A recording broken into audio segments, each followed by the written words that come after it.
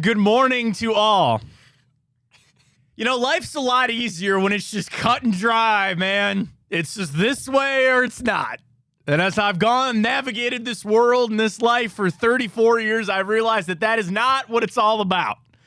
There's a lot of complexities, a lot of in and outs, a lot of what have yous. And yesterday with the Browns, it's not so cut and dry.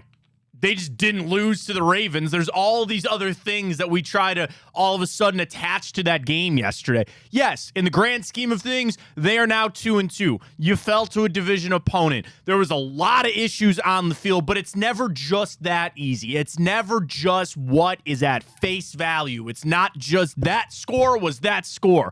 We know that there were so many things that led up to it. And frankly, more than anything, the disappointment, the letdown that I had for that game before it even kicked off. The excitement that I had all week on this show leading up to a division game. Everything was laid out in front of you to get to 3-1 before the bye, and you find out Deshaun Watson's not even playing with that shoulder. I have takes. I have questions when it comes to that shoulder. There's a group of people out there today. I hate doing this because I sound like some dad scolding his kids. I had to do that this morning too. I hate doing this, but there's a group of you out there that needs to shut the hell up. You have no room to stand on today. None. And I will tell you who you are. Some of you might already know who you are. It's not DTR's fault. Is it Kevin Stefanski's fault? Is there blame to be placed on Deshaun Watson for this whole situation? I think so. We'll explain all of it right here on the Matt Fontana Show. Welcome on in, everybody. I am Matt Fontana. He is Ryan Tyler. This morning here on Big Play. I'm happy to have everybody. Good morning. Somber day today, Ryan. The sun did rise. Beautiful morning. The Browns just wasted a beautiful Sunday, too. Good morning, Matt. How are you doing? I'm good. Things are good. Things are all right. We're to the bye. That's the other thing. We got to fester on this for 2 weeks now. There's all these questions. Yeah, Watson will get healthy with the shoulder, we hope. Oh, wait, now we have San Francisco coming down the pipe. I mean, there's a lot from yesterday, and I want to open the show and just be furious and angry, and I tell you, I just can't. I really can't. And I understand that there are people out there that just look at it on the face value. You played the Ravens and you lost. I can't do that. I can't sit here and just sit there and, we played the Ravens, we lost. The question is how much you take out of that game. Like, are you actually trying to make a statement, a declarative statement about the Cleveland Browns after yesterday's game? And I don't know if I can. If that's a cop-out, sure. Is that me as a fan trying to guard myself against the pain? I don't know, right? Because I can't sit there and try to say, okay, well, we're screwed. We're not making the playoffs now. Or, oh, the AFC North, we're out. I can't take anything away. I can't take anything away. This is not me being some homer. This isn't me sitting here, well, the Browns are great, and I love the Browns. I can't take anything out of that game. Your starting franchise quarterback 2 hours before the game said he couldn't play. What were they supposed to do? The defense, I thought actually at moments played okay. Lamar Jackson had one of those games. He was feasting. He went into that game, as the Ravens, I'm sure, did, facing a rookie quarterback and said, we're going to smoke them. We're going to smoke them. And I had people, good friends of mine, right before the announcement, jump on Tipico and go, oh, hey, Browns plus 1.5. This defense, I tweeted, make this scrappy. What'd you want him to do? What you want him to do? They got gashed in the run. Hey, news break. We don't cover the tight ends very well here. Mark Andrews has made a career on just beating up the Cleveland Browns. But I look at it I look in the totality of the game. I can't look at that defense and make a statement. I can't look at that offense and make some sort of statement on how the Browns played. People want to say, well, the Ravens lost to Gardner Minshew and the Colts last week. I got to take on They knew all week that Gardner Minshew was going to play. Gardner Minshew has actually started games in the NFL. That was Dorian Thompson-Robinson's first start as an NFL quarterback against the Baltimore Ravens. What did you want him to do? And people, that wears thin. Fans out there, they don't want to hear that. They don't care, right? Go win the football game. That's all that we care about. That's all that matters. But there's more to it. There is so much more to it than just they played the Ravens and you lost. Then you start unpacking what was Stefanski doing with the game plan, what was going on with Watson's shoulder. I'm almost at a point where I don't want to do it because we need the therapy today and there's a lot of questions. I just want to flush that game. I want to flush that game and not think about it anymore. That's not what the Browns can do. There's a lot of questions surrounding that team after that. But I sit here today and I just chalk it up for what it is. Your quarterback couldn't play and you lost the football game. The defense can only do so much. And they tried, but it's still Lamar Jackson, still Mark Andrews, still a really good football team that you faced in Baltimore. They were banged up, sure. I hate to say this, Ryan, the second they announced Watson wasn't playing, we lost that football game. I knew that. You knew that. Everybody knew that. And we tried to talk ourselves into the defense and what we could see out of Dorian Thompson-Robinson, which is an unfair situation to put him in. I get that. But the second that you found out Deshaun Watson was not playing in that football game, you weren't going to win. You just weren't. The weather was perfect. You didn't have some hurricane to try to slow things down. Unless you had the greatest defensive showing that this league has ever seen, you weren't going to win. Game plan? Yeah, there's a lot that falls on the feet of Kevin Stefanski today about what he was trying to run with Dorian Thompson-Robinson. My comeback to that is he was running the game plan Deshaun Watson was going to run because they thought Watson was going to play. And he didn't. And maybe they should have safeguarded against that better. Maybe Josh Dobbs wins that game yesterday. I don't know. Because there's a lot of people coming out of the woodwork all of a sudden saying it was a bad idea to let Dobbs go and keep Dorian Thompson-Robinson. That is the group of people I want to talk to this morning, too, by the way. But I flushed the game. I flush it. You lost. You're 2-2 going into the bye. You look around the rest of the AFC, specifically the AFC North, 2-2 ain't so bad all of a sudden. And yeah, you had some crazy things happen. And even if Watson plays, who knows if you win that game. But at least if Watson plays, I could make a statement on that game. I could actually take something out of it. And we're so conditioned to watch a game and be able to make some sort of statement after it. And be able to say, this defense is, oh my God, amazing. Or wow, Watson did this. Or we're starting to get Elijah Moore. Ryan, there is nothing, literally nothing that I take out of that game. And maybe I'm wrong for that. I don't know. But what can you take out of that game? I'd love to hear from people in the Twitter inbox. At Matt Fontana Show, at Matt Fontana 83. What do you actually take out of that game? You want to say maybe Dorian Thompson-Robinson's not the guy? It was one start. You want to use it to push an agenda that Kevin Stefanski's not the head coach for the Cleveland Browns? Okay, maybe I can listen to that. Fine. I can't make any statements on this defense. Oh, they got thrashed. They were playing from behind. They were put in a really hard situation because you know every guy in that locker room, when it was announced Watson wasn't going to play, felt their stomach drop and then go, well, now I got to go out there and make a play. And what did you see early, specifically in offense? Guys doing too much. Stefanski doing too much. DTR doing too much. Elijah Moore doing too much. Couldn't get the run game going to save our lives. Oh. Is Jonathan Taylor still available? Maybe that's the declaration people want to make. We better go trade for Jonathan Taylor all of a sudden. I can't overreact. I'm not going to. Because you didn't have Deshaun Watson. I'm sorry. That is big enough for me to just wipe that game out. Every part of that game, I just wipe out because Deshaun Watson didn't play. And if you can't accept that, I'm sorry. And tell me why I'm wrong. I'd be interested to hear why. It's 1-17. It was a division game. I get it. But when Watson doesn't play, when it was announced 2 hours before the game that he wasn't playing, I lost all hope and you lost the football game. Sorry. It happens. It happens. And I sent this tweet out, and people got bothered by it. When I said there aren't many teams in the NFL that are equipped to win when their starting quarterback isn't out there. And 2 seconds. Gardner Minshew last week. That's different. They knew all week Anthony Richardson. They were preparing for Gardner Minshew to play. And he's the guy that's actually started games in the NFL. And let's also call it for what it is. They snuck one by the Baltimore Ravens. You know what you got yesterday? You got the full attention of the Baltimore Ravens. I'll listen to they were looking past the Colts and they slipped up. That's probably what happened. You knew that was not going to be the case yesterday. You knew the Ravens came into Sunday with a full attention on the Cleveland Browns. And then when Watson was announced out, they just laid their bibs on down, sat down and said, let's go whip their ass. And they did, because they're a good football team.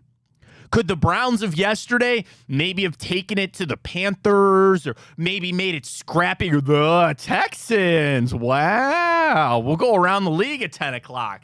That helped. That helped things. You could have maybe gone out and beat some lesser team. You weren't beating the Ravens. You weren't doing it. That just was not happening. And in fact, I could actually make the case you maybe could have beat the Steelers or the Bengals after seeing how they've been playing. But the Ravens were the one team in the division you were not beating. You were not beating. And if that's a defeatist attitude to say if your quarterback is out, so that's how the NFL goes. Watch the Jets. Yeah, yesterday was a nice, they tried and they took it. Oh, man, they didn't cover. Damn it. But anyway, like when you lose your starting quarterback, that's the world that you live in. That is where we're at with the Cleveland Browns. Now, you hope that the week off can help Watson's shoulder and it all comes back.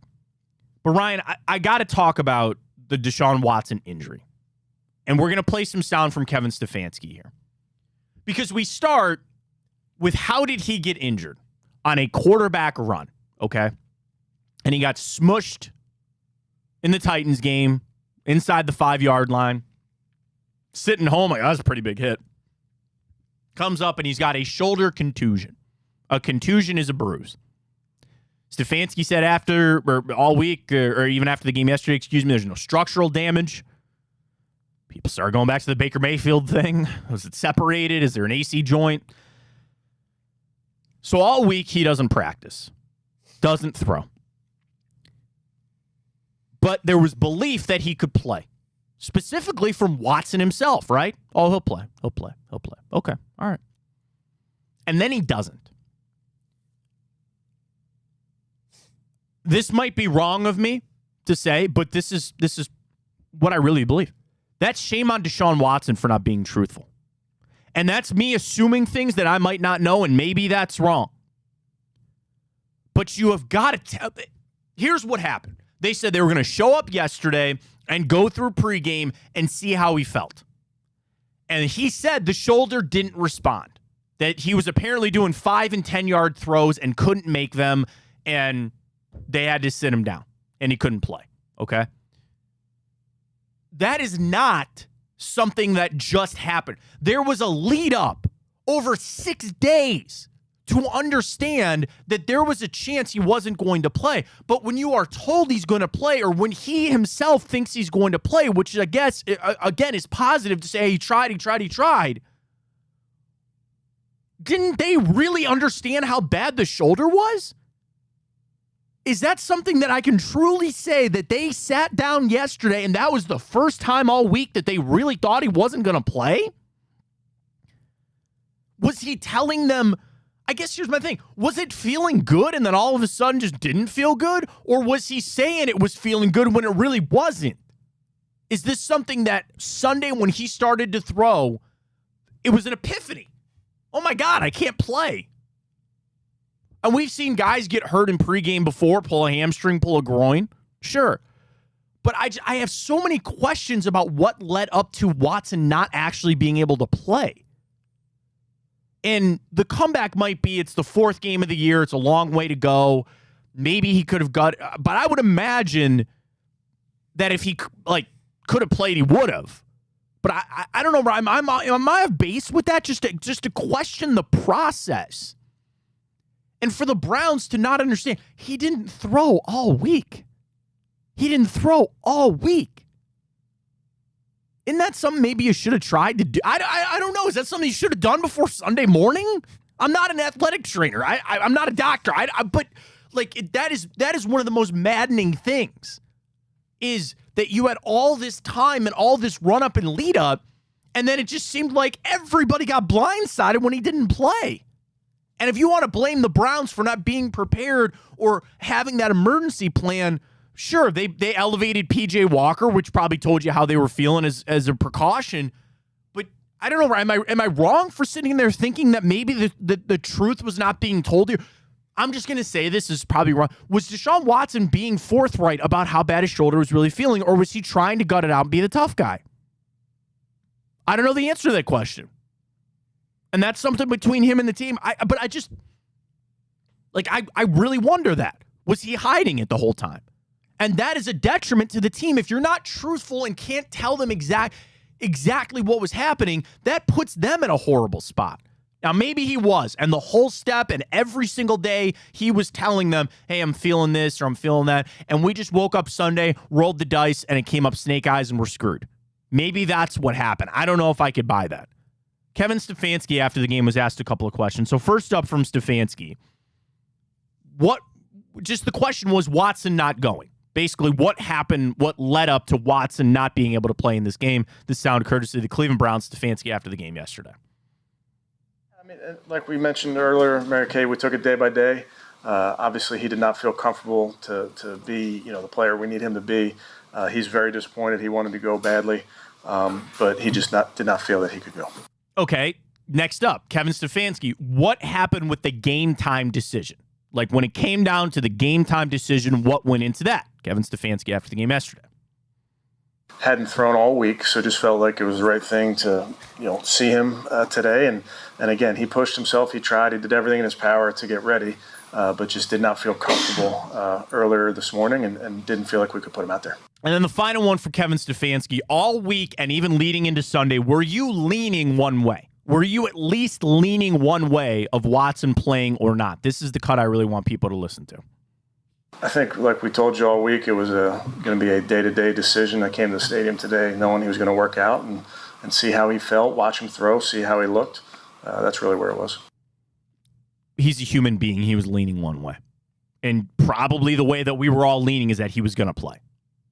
That's maybe hopeful, that's maybe wishful, but also the fact that Kevin Stefanski has more insight. He talks to Deshaun Watson. He talks to the training staff. And as upset as I am on how it lays out, it could truly have been he tried, he threw Sunday, and it wasn't going to happen. That's a tough pill to swallow. That actually bothers me more than anything within that game because that was the game. That was the game.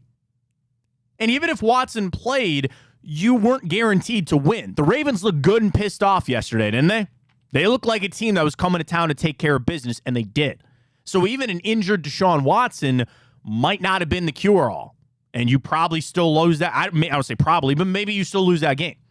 At least we could walk away trying to make some sort of declarative statement or this, that. But then what we had around, we were doing a show going, well, Watson was injured, or maybe we should have sat him down. All that kind of stuff. Maybe it was just bad luck. It was just bad luck that he didn't play. But I question the process. I just have to this morning on what led up to Watson not playing. Maybe there's no fix. Maybe there's nothing. That was just what happened. He got hit. It didn't respond all week, and he tried to throw, and it didn't happen. So it's wrong of me to do that. It is wrong of me to sit here and try to question how they navigated Deshaun Watson's shoulder injury. I know the end game was that he didn't play. So now I'm going to go back and question everything else leading up to and get pissed off about it. That's what happens. I'm sorry. When he doesn't play and that sinks my team, then I'm going to instantly go back and start trying to nitpick and figure out what led to this. You could just simply say, your franchise quarterback was hurt, he didn't play, you lost the football game. Is that crazy of a statement? No. But when you're leaning that he's going to, it would have been easier, Ryan, if they just on Monday said he can't play. And that's not what was going to happen. This wasn't some broken bone. This wasn't something torn. He was injured, as a lot of players are, and he tried to fight through to find his way to the game on Sunday, and it didn't happen. So, of course, I'm going to be upset by that. Where we go from here, yeah, you hope that shoulder gets healed. You hope that a week off is going to be able to magically fix it. Well, we watch a lot of these quarterbacks that are dealing with injuries. And by the way, now Burrow's hurt, now Kenny Pickett's hurt. Kenny Pickett's going to miss weeks now. Is 1 week off going to magically fix that shoulder? Or if he carries the ball one more time, is it going to pop up again? Then there are the why you running Watson so much when he got hurt. That's one of the reasons he's here. It's one of the reasons that he's such a good quarterback is that he can run. Don't take that away from him. You can't. And that's how you got to play the game. Injuries are a part of football, and the Browns got bit by this one. And they got bit bad by it. Then the conversation comes, how prepared were you actually to be without Deshaun Watson? I'm going to try to keep this in between the ditches here, Ryan. For all of you out there that were throwing bouquets at the end of training camp, saying that Dorian Thompson-Robinson deserved that backup spot, I don't want to hear from you today. You be quiet today. You have no room to talk. Here's the thing. I like Dorian Thompson-Robinson. This all starts from I like DTR. I was super happy when they drafted him. I was super happy to see him in preseason. But on this show, I said I thought Josh Dobbs was the right guy to be the backup quarterback. And I would have sat Dorian Thompson-Robinson as your third inactive quarterback and let him learn. They got a deal and they traded him away. That's the decision that they made. But for everybody out there, you can't play both sides of the coin. You can't sit there and the tweets that I got saying that Dorian Thompson-Robinson earned this opportunity and how dare I try to take that away from him. And Matt, open your eyes on how well he played. He deserves to be the backup. Okay. Do not get angry today then. Don't. And that has nothing to do with DTR. Of everything that went wrong, he is void of almost all blame yesterday. What did you want him to do? He's a rookie fifth-round quarterback that got thrown into that on a couple hours' notice. Again, would have been better off if come out Wednesday, you go, hey, DTR's got to start here. And I'm sure he prepared all week and he had all the throws in practice, but you can tell by the game plan that they assumed Watson was going to play. It's a whole nother ball of wax. I'm not changing that game plan or whatever you needed to try to make Dorian Thompson-Robinson comfortable. Because it was clear and obvious that they were running the game plan that they had set up for Deshaun Watson. You can't switch that in an hour. You just can't. For all the week of practice, for how meticulous coaches are when coming up with the script and the game plan, you can't just throw that out the window. You just can't. And maybe they should have. I don't know. But it was obvious that they were all leaning that way for Watson. So I'm sure DTR was too. Hey, man, I'll prepare. I'll get ready. But Watson will come in. He'll play. And then 2 hours before, actually, man, you're up. Okay. That's a tough spot to be in. But for all the people out there that were just, you got what you asked for. Okay. I hate saying that. And that comes off like, I think Dorian Thompson-Robinson sucks. I don't. He's a rookie. What did you want him to do? But for everybody at the end of training camp telling me I was crazy and saying that Josh Dobbs should still be here, now you see why. And again, I don't think just Josh Dobbs, I don't know if he wins you that football game yesterday. I don't know. Who knows? Would he have given you a better shot? Yeah, probably. Probably. And I'm sure Andrew Berry thought a lot about that yesterday. Was that 5th round pick really worth it? I don't know. And in the grand scheme of things, because we'll turn the page eventually, at the end of the year, if you still make the playoffs and Watson comes back healthy after this, it was a bump in the road. And you could sit there happy and say, yeah, we got the 5th round pick and we're all good. But for right now, you question it. And, you know, Andrew Berry, I think, does a good job. That seemed to be a myth. And I said it at the time. And to be fair, there were a lot of fans out there that felt the same way that I did, that they shouldn't have shipped off Josh Dobbs, that they should have kept him around for something like this. And lo and behold, it comes to fruition in the 4th freaking week of the season that you should have kept him. It's tough to say all that and not, like, come off as a shot at DTR. Ryan, it's not meant to be. What did anybody want him to do yesterday? Like, I don't... He's not high on my list of things that I look at and I say he was the problem. Again, you put him out there. You threw him out there. You threw him to the wolves, like a lot of people said. You couldn't run the football, and you were trying to run gimmick plays, and you couldn't complete a pass. You're not going to win a football game like that. If you want to say, oh, there's I want to get down to that. I don't want to think about that. But, like, for everybody that was just clamoring to have him as your backup, okay, there you go. You don't have any room to talk today because that's what happened. The tough thing is Josh Dobbs, I don't know if it really makes a difference on if you win that game or not. To the defense, it played well at spots. They missed some tackles again. Try to get after Lamar Jackson. I mean, it's Lamar Jackson. I mean, what do you expect him to do? Beat us with 2 touchdowns? That's a Lamar game for you. 2 rushing touchdowns, 2 passing touchdowns. I mean, that's kind of what it is. What did I say on Friday, too, Ryan? Make him throw. I said, stop the run with him because I didn't know if they're going to be able to run the football anyway, and lo and behold, they just come out and smash you. They wanted to win that football game. They sensed weakness from the Cleveland Browns, and they went out and they took it out on you. And they couldn't stop. So I don't even want to walk away from, I know the defense is still number 1 in efficiency, and some of their big, gaudy stats took a hit, but I still feel really good about where this defense is at. Yeah, injuries aside, it sounds like Miles is going to be okay. Hey, we heard that before, haven't we? Oh, he'll be fine. I hope Miles is okay. He was in a walking boot after the game. He said he'll be ready to go bye week, all that kind of stuff. But defensively, I can't make any declarations. Same thing with this game. I don't look at this defense and feel any different than I did on Friday. They are still an elite unit. They still have really good players on that side of the football. Jim Schwartz is still the man. And you got boxed into a corner where they started that game knowing if they gave up 10 points, they were probably going to lose the game. You can't play that way. You just can't, especially against a dynamic player like Lamar Jackson. So I don't look at this defense any differently. I don't look at this defense any differently than I did last week about how they played against the Baltimore Ravens. To the injury front, Ethan Posick I'm nervous about because he got hurt, came back in the game, and then he got that knee. It looked like hyperextended as he was blocking. Somebody rolled up into him. That's actually one where they kept the backup. Nick Harris is here. I was calling for Nick Harris to get traded in preseason. I thought you don't need him, right? Okay, fine. No, at least you actually kept Nick Harris around, a guy that can start, or at least was your presumptive starter before he got hurt last year. So at least that's fine for however long Posick is going to be out. But, oh, man. I can't pull anything out of that game. I can't.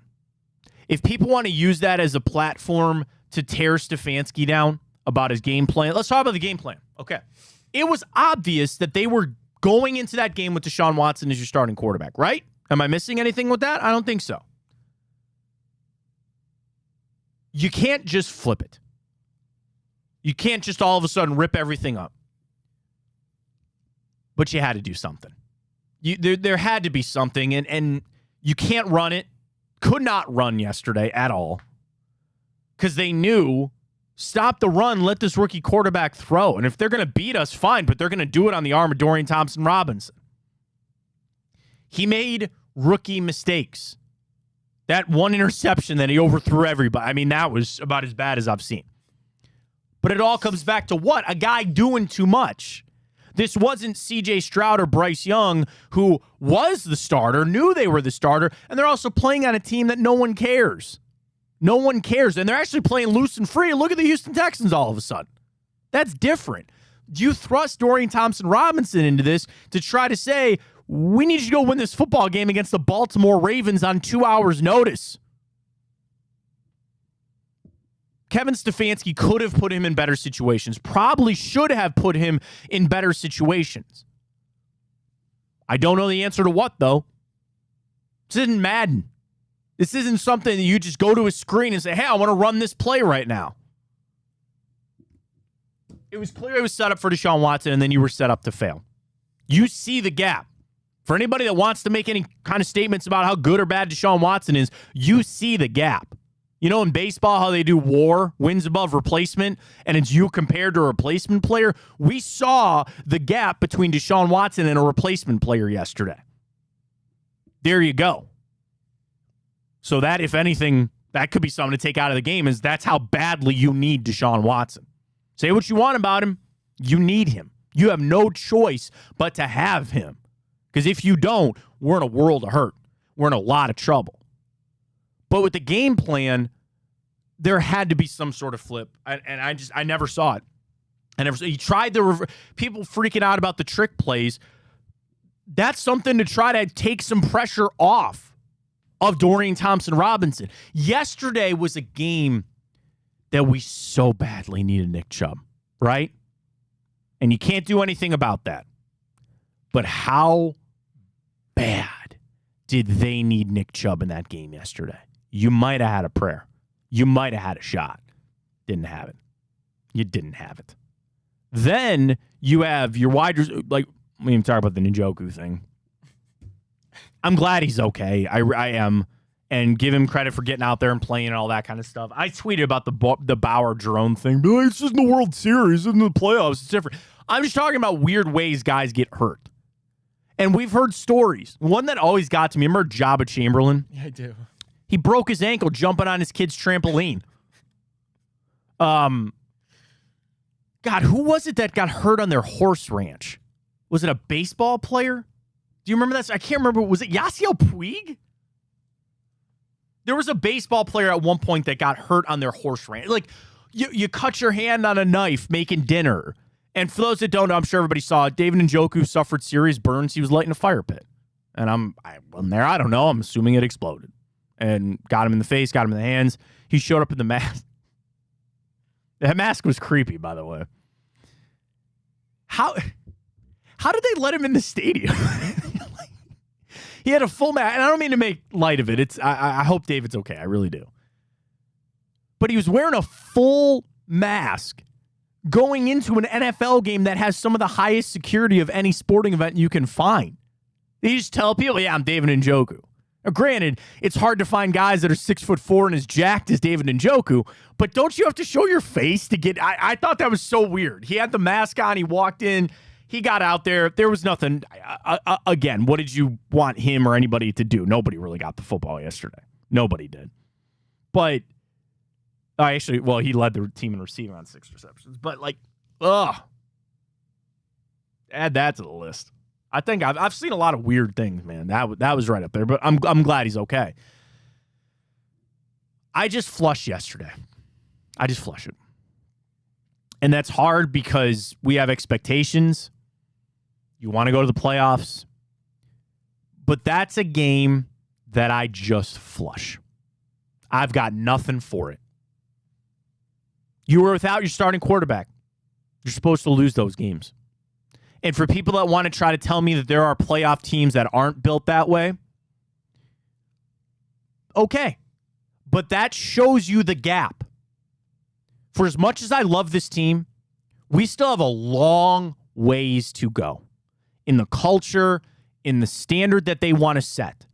We are still a long ways away. The positive is we were building towards that. Because when you look at some teams and you want to say, well, could the Chiefs win without Patrick Mahomes? Well, they did, right? Remember when Chad Henne had to come into that game? Okay, fine. Could the Dolphins win without Tua? Could the Bills win without Josh Allen? Could the Eagles win without Jalen Hurts? Those teams are the upper echelon teams. And you might be able to find a way to say yes.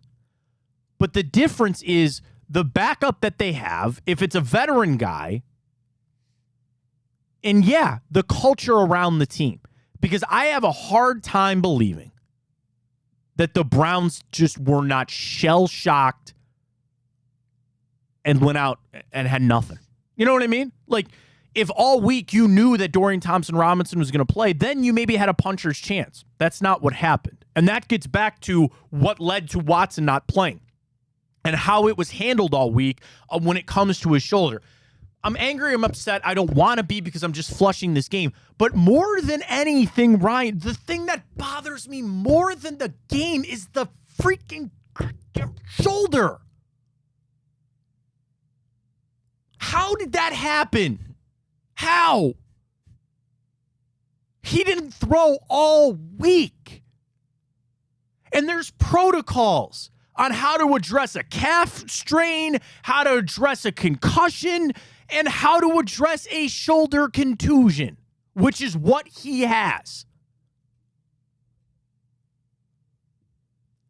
That's it for me. The fact that we got smoked by the Ravens with a rookie quarterback on 2 hours' notice, that is actually so secondary for me at this point, which is weird. It's really crazy. My bigger answer that I need is, how did Deshaun Watson not play in that game? And if he was too injured, which I believe, there's no part of me that believes that Deshaun Watson could have played in that game, because I think he could have. If he could have, he would have. And he didn't. I believe that. But it's that what led to that. And I guess it comes back to stop running him. Because now with this shoulder injury, it is apparent for the rest of the season, people are going to freak out when there's designed runs for Deshaun Watson. And that bothers me because that's part of what he does. That is supposed to be an element of his game that propels him towards that eliteness. He's supposed to be a guy that can move and run. Yeah, he can get out of the pocket on scrambles, and that's great. But God help Kevin Stefanski the next time he calls a designed run for Deshaun Watson. People are going to be calling for his job, not that they're not already. I don't want this to derail the season. I don't want this to be the thing that catapults us to a tailspin, because there is so much football left. And the bye comes at a perfect time. You get Miles healthy. You do whatever you need to get that shoulder healthy for Deshaun Watson. It's going to be there. It's going to be there the rest of the year. Now, if it's that bad that he missed a game, it's not going to be better in 10 days. It'll be a little bit, but it's not going to be healed. Let me put it that way. It's not going to be healed. So now this is something that we're going to be on pins and needles for the rest of the season about every hit that he takes, and the fear now of Dorian Thompson-Robinson having to come into the game. People are saying, oh, God, we got to go trade for a backup quarterback. We got to do this. You don't ever plan for injuries. You don't. You build the best roster that you can, and you hope that you get through it. But we know you're going to have to face them. And I just think about it from this standpoint. We've played 4 football games, and in 3 of those games, you had starting all-pro caliber guys miss. You lost Jack Conklin, you lost Nick Chubb. Those 2 were for the season, and you were without Deshaun Watson. That's bad luck. People don't like just saying, oh, chalk it up to bad luck. That's not great. You know, you could be the Jets, who lost their quarterback for the season. Look where they're at.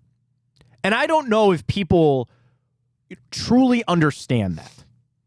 Because we're angry, you're upset. I'm here to tell you, you do not win in the NFL with your backup. A sneak up game here and there. It is rare in the NFL to be able to keep it together without your franchise quarterback. How do you think Pittsburgh feels having to turn it back over to Mitchell Trubisky? Their season looks about cooked, right? We hope Watson can come back. But there are too many people out there today that I don't think, Ryan, are giving, I'll say, credit, but they're not giving enough to, you are without your franchise quarterback. If that's a bad answer, if you can't accept that, I don't think I have anything for you. And we'll be upset, and we'll be pissed off. We'll have to stew on this for the weekend. And then you turn your attention to the San Francisco 49ers. And the MVP of the league right now, which is Chris McCaffrey. It's insane. And we'll have plenty of time to talk about that game and get to that game. And maybe this is our Twitter question. I'll leave this up to you, Ryan. Am I wrong for just chalking up you didn't have your starting quarterback? And you lost that game because you didn't have your starting quarterback. Am I wrong for accepting of that? Am I wrong for just accepting that you didn't have Deshaun Watson and you were going to lose that game? They did. That's what happened. We're so conditioned to coming after a game and trying to make up this, all right, this guy played well or this guy didn't play well or where we're going from here and all that. And I flush it. You know the stories about Belichick burying the tape, burning a football or something like that? Do that. Give me the tape from that game. I'm going to go throw it in the lake. I will walk across the runways here at Burke Lakefront Airport, and I will take that tape and I will chuck it into the lake. Because that's how I feel about it. There's nothing I want to. I rewatched the game, and I'll probably do it again as I normally do. I make no statements. I don't. Oh, Matt, you can watch how the offensive line played, or, Deshaun Watson doesn't play defense. I'm talking about the culture of the team. The shock of the team that when they found out Watson wasn't going to play, chalk it up. I'm sorry. Kevin Stefanski. People, no matter what, people always want him fired. That's the job of being a head coach in the NFL. There are people that are always going to think there's somebody better out there. I give him a pass. Do this. Here's our Twitter question this morning at Matt Fontana Show. Right? Are you giving the Browns a pass for yesterday's game because Watson didn't play? There it is. Are you giving the Browns a pass because Deshaun Watson didn't play yesterday? Yes or no? We'll put that up at Matt Fontana Show. Hey, we cracked 200 followers there, by the way. Thank you for everybody that follows along every morning. We're on YouTube as well at Matt Fontana Show. Are you giving the Browns a pass because Watson didn't play yesterday? It's pretty clear and obvious. I'm saying yes. You could completely disagree with me and tell me I'm wrong. That's fine. That is completely fine. Oh, man. That sucked.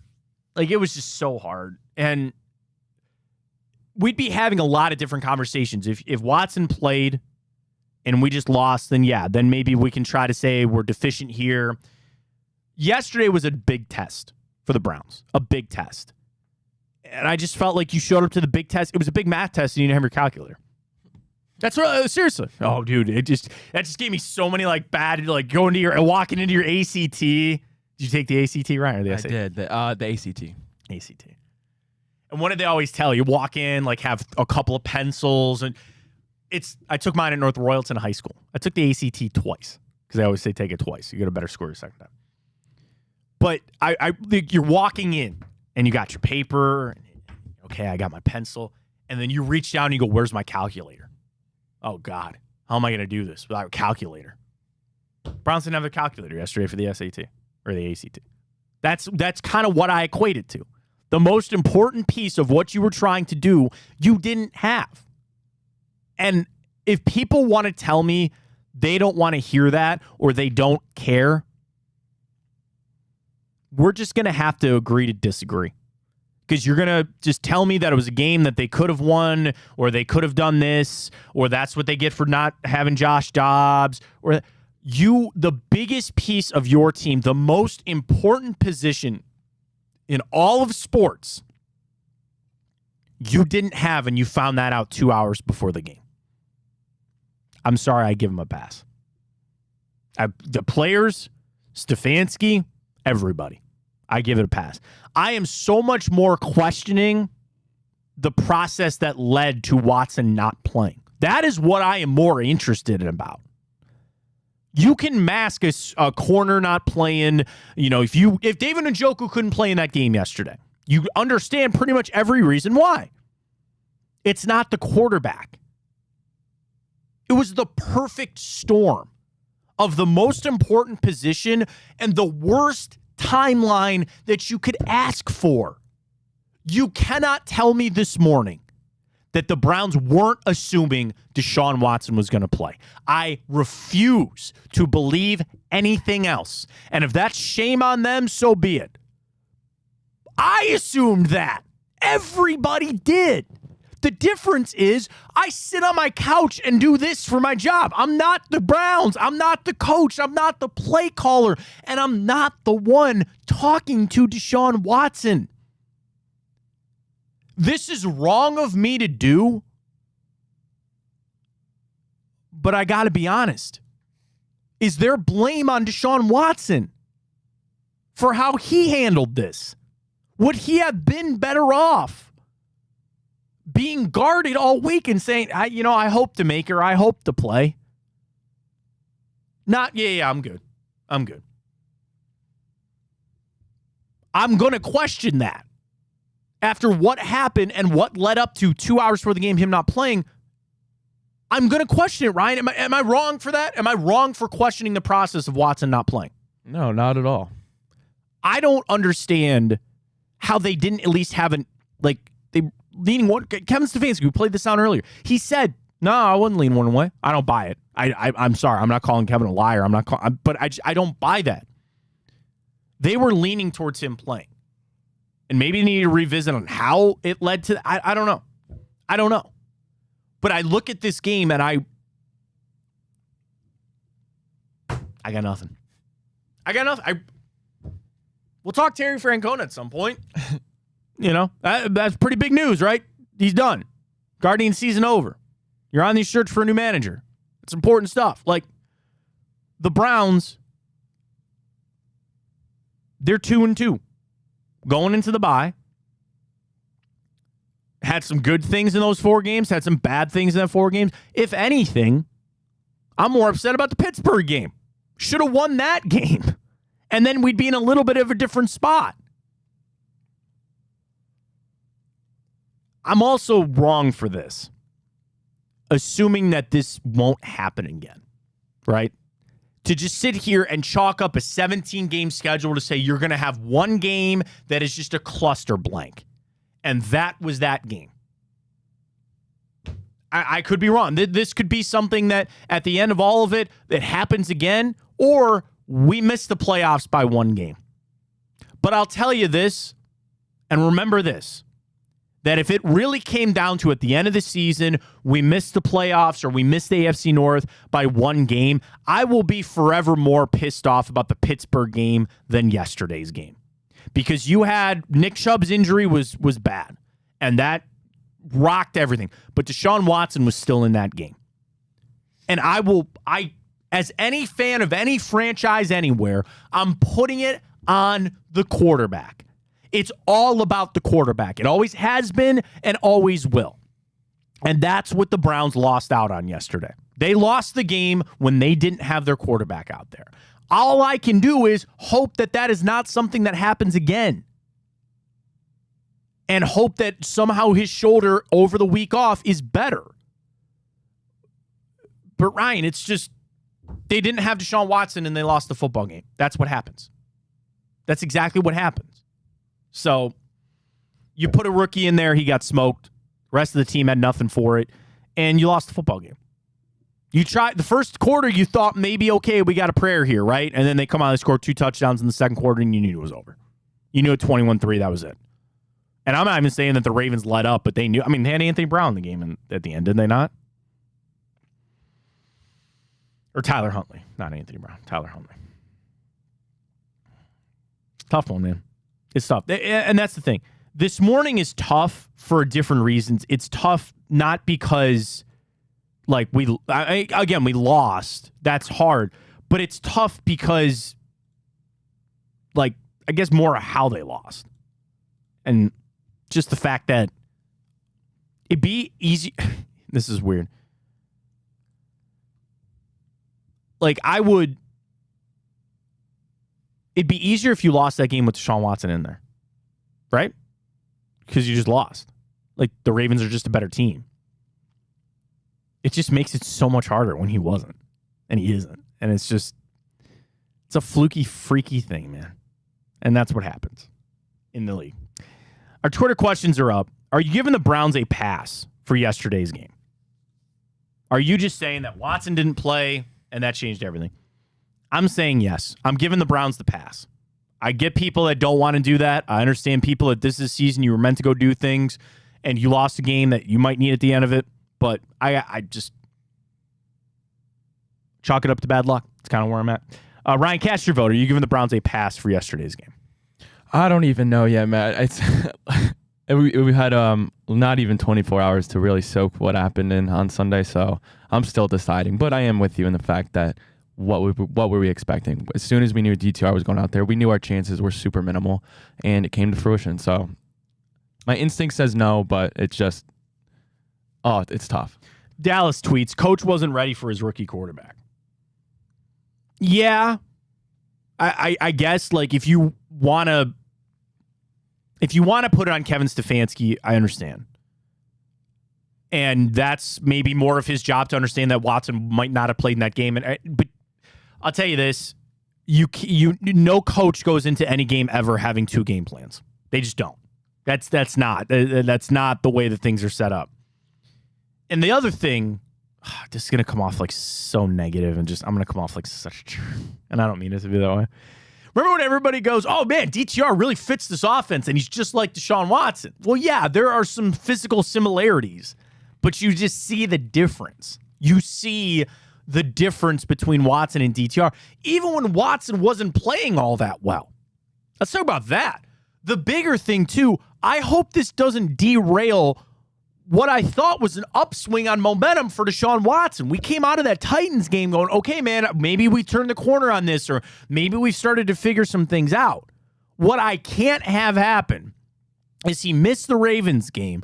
We go into the bye, and then you come out against San Francisco, and all the same warts and problems are back. Like, he's just reverted back to all the mistakes that were being had. The Browns were actually making momentum to getting Deshaun Watson back to being the quarterback that he was.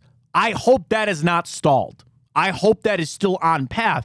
But the problem is, yeah, you will then be going 2 weeks without playing football, and you welcome in one of the scariest defenses in the NFL. Frankly, one of the scariest teams in general, but I'm talking more specifically the defense of San Francisco.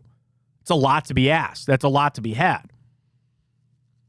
But that's another like bigger picture thing that we won't know until 2 weeks from, or a week from Sunday after the bye. And then we got to sit on this, man. And that's kind of maybe my message more to Browns fans. We're going to talk about it a lot this week, I'm sure. And we'll get updates on Watson. Stefanski will talk today. We're talking to Andrew Berry tomorrow. They'll give you the updates. But the thing is, I guess I'm trying to guard against Browns fans. This is what I'm doing.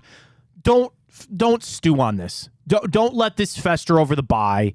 Don't let this be something that knocks us off the path. As Browns fans, we are new to this, and the franchise is too. A team with legit expectations, with real talent, and trying to go somewhere. The sky is not falling. You had a bad game without your starter. The rest of the division sucks too. The Ravens look good. Fine. Nothing about the Bengals or Steelers has me worried anymore. There's still wild cards to be had. Jets ain't making it. Patriots ain't making it. We'll get to around the league coming up. There is still a path to the playoffs. You don't see it today. You might not believe it. But I'm here to tell you it's still there. It's still all in front of the Cleveland Browns. Sunday sucked. It wasn't fun. Flush it. Flush it. Don't think about it anymore. Put it behind us. Get through some of these injuries. Come back out, and you get after it in 2 weeks against the 49ers. That's what has to happen. That's what has to happen in this game, or in this team moving forward. Are they strong enough to handle that? We'll find out. Was yesterday pushing the ball down the hill, the rolling snowball that turns into the avalanche? It could have started yesterday. To derail your season, to derail Kevin Stefanski's job with the Cleveland Browns, all those things potentially could happen. Or they could find a way to persevere, get through it, and you still have 13 games left. You still have 13 games left to make some hay. Was it the easiest opening schedule? No. Was it the hardest? No. Now that you kind of know what the Bengals and the Steelers are and the Titans, not really. You're 2-2 going into the bye. That's acceptable. We wanted 3-1, sure. But 2-2 is acceptable. You are still in this. You're still in this. Got to get Watson healthy. You got to get him back, but you're still in this. So that's why I feel confident in saying I'm just giving it a pass. I'm just getting rid of that game. Fans are not that way. 60-40 on Twitter, on our Twitter question up at Matt Fontana Show. 60% of people say they're not giving the Browns a pass. Are they afforded one? That's maybe the ultimate question in this, Ryan. Are the Browns in a situation where they are afforded a pass? Do you think they've done enough to deserve it? Whether or not you actually want to give it to them, do you think that they've done enough to get the benefit of the doubt? Yes or no? Thinking hard. Probably not. You're shaking your head no. It's just... I can listen to it. That's fine. If you want to tell me that they have not done enough to be afforded the benefit of the doubt, that's fine. I don't know. That's fine. Okay, that's fine. And I'm then, just so conflicted. I have so many emotions that are going through my head. That's what I'm saying is if you don't want to give them the pass because they just don't even deserve the conversation, I could understand that. I'm not only am I having the conversation of do they deserve a pass or not, I'm giving them a pass for yesterday's game. All right, Twitter inbox is open. Grab it there at Matt Fontana Show. We're up on Twitter. We're up on Facebook. We're up on YouTube at Matt Fontana Show. You can stream the show at any time there. We're on Apple Podcasts. We're on Spotify as well for after the game or after the show, excuse me. Chico coming up 12 to 2 as well right here on Big Play. It's Monday, so we got the Reflog show. Tonight at 9, Reflog. Tonight, Reflog. I'm sure they got a lot to recap on that game as well. Don't forget about the Big Play football show with Hanford and Greg Williams. We got you covered with Josh and Maria Cribbs as well. Bobby Carpenter, Anthony Schlegel, B-Carp show last night on Ohio State's bye. They had a lot to talk about. Terry Francona officially done now as the manager of the Cleveland Guardians. Where do they turn their attention? We got you all covered. We'll take you up to 11 o'clock. Still have plenty of Browns to get into from that game. I want to flush it. I'm ready to move on already. You just chalk it up to you didn't have your starting quarterback. It is what it is. We'll update our Twitter questions, but when we return, we're going to go around the league. One of the best things I could say about that game yesterday was we weren't the only team that got blown out or the only team that had a really bad loss. So we'll go around the league. Get ready for tonight, Monday Night Football. I had a good day yesterday in general. Cashed good on the Cowboys, which was a good one for me. Lost out on the Chiefs. I actually took them on an alternate 10.5. They don't cover. They get the win. They don't cover, though. But get signed up with Tipico, folks. It is the best. You get the free bonus bets when you deposit $50. Use that code BIGPLAY150 on Tipico. You get those free bets. You throw them down. You mix up some parlays with Ryan and myself. I got to do the scores. I'll do the scores here in the break and see. I think we had a pretty good weekend. But nonetheless, get signed up with Tipico. BIGPLAY150 is the code. You get those bonus bets. You get the futures bets. You got it all lined up right for there. Tipico, Big Play 150. You can bet with the Big Play crew all season long with our friends at Tipico Sportsbook. Let's catch a break, recompose ourselves just a little bit. We'll go around the league. We'll do it next.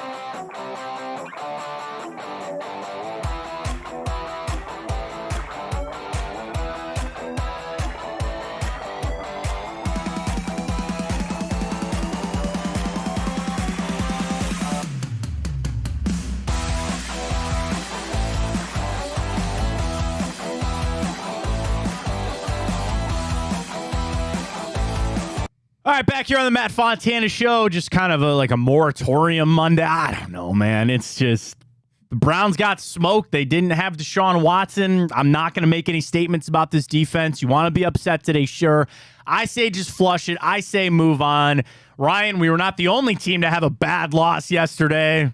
Some worse than others, but nonetheless, let's get to it. Instead of the morning update, we bring you around the league this morning here on the Matt Fontana Show. Ryan, take it away. Let's do it, Matt. Alrighty, London, Jaguars and Falcons. Kind of a home game for the Jaguars in that one. They take care of business. Atlanta, as we know, has a quarterback problem. Jaguars win that one 23-7. Yeah, I mean, we picked Jacksonville. Both you and I did that, so nice little dub for us. I mean, I look at it from this standpoint. Jacksonville's always going to have the upper hand when they go to London. They go there so much. They know what it takes. But, yeah, you mentioned a quarterback problem. The magic that the Falcons had is gone. Did you see Mac Hollins on the sideline kind of, I don't say cussing out Desmond Ridder, but Ridder came to the sidelines. Hollins stood up and kind of gave him some lip. Things might turn there real quick on one Arthur Smith. You can only run the football so much. But, Trevor Lawrence didn't play. Like, dude, what a dud he has had to start the season. Yeah, they're 2-2, talking about Jacksonville. 207 yards and a touchdown. Jacksonville might suck. Like, they might not be very good. I don't know. Why does Calvin Ridley have 2 targets? I don't know. I don't get it. ATN only 55 yards. Lawrence ran for 42 yards. He ran for almost a quarter of the yards that he had through the air. I think they're overthinking things, but anytime they go to London, I'm always going to lean towards Jacksonville. They got to win against a bad football team. Well done. Alrighty. Well, a little bit of surprising.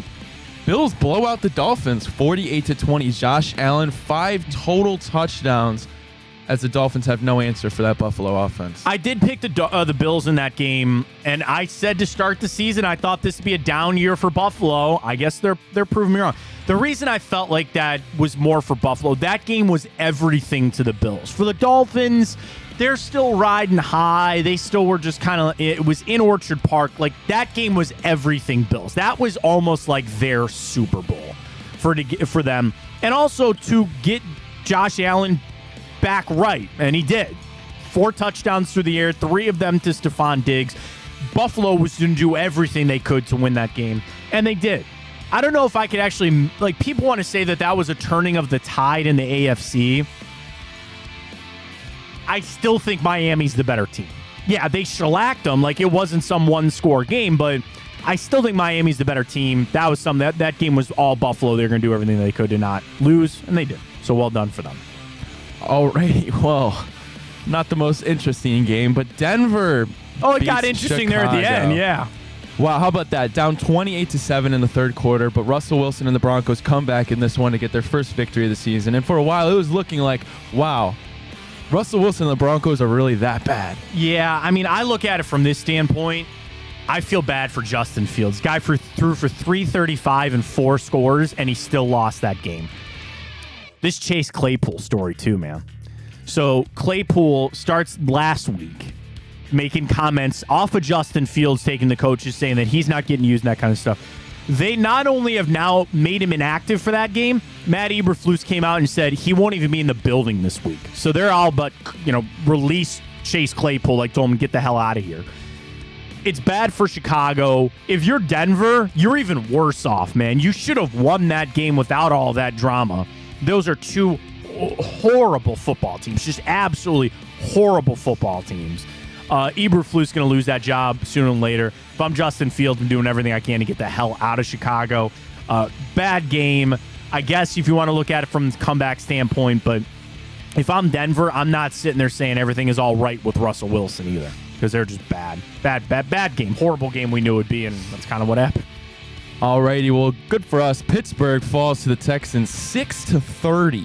C.J. Stroud, 306 yards, 2 touchdowns, making an early case for him to win Rookie of the Year. Yeah, now Kenny Pickett is out. He's going to be missing some time. It's going to be Mitchell Trubisky in that game, or for that team.